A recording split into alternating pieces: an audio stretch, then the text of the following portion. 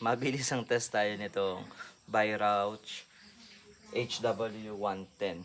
Ito kasi ay request ng ating client na taga parang Mindanao si Sir na itest ko muna bago ko ipadala. So nagtest na tayo dati ng ganito, ay di magtest lang ulit tayo ng isa pa. So syempre, bagong unit, bagong test dapat. Okay, testing.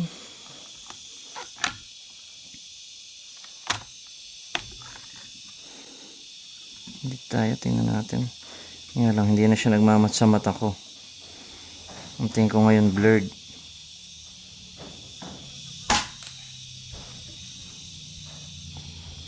Okay. Hindi natin inipit dito kasi ay pag inipit natin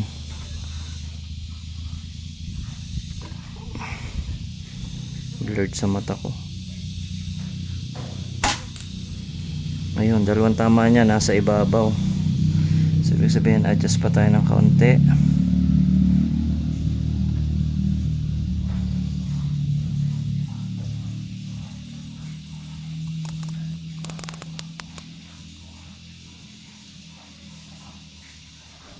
Ayan.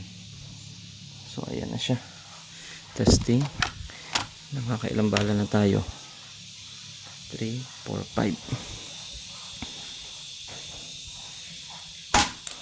Ayan, sumobra ng kaunti ang ating pihit.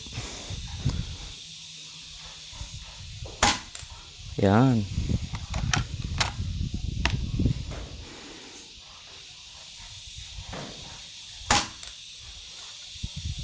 Pag hindi ko siya inipit, na ganun yung baril, may sipa na kaunti.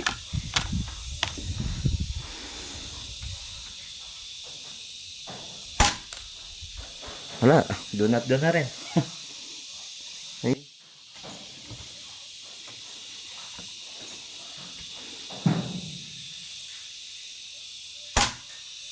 Ayan.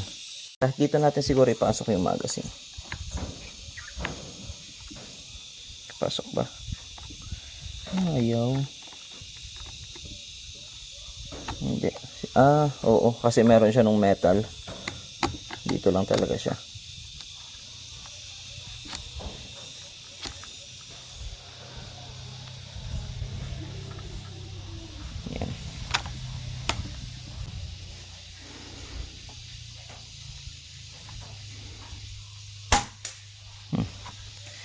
Ay sir, okay na ang iyong hunting unit.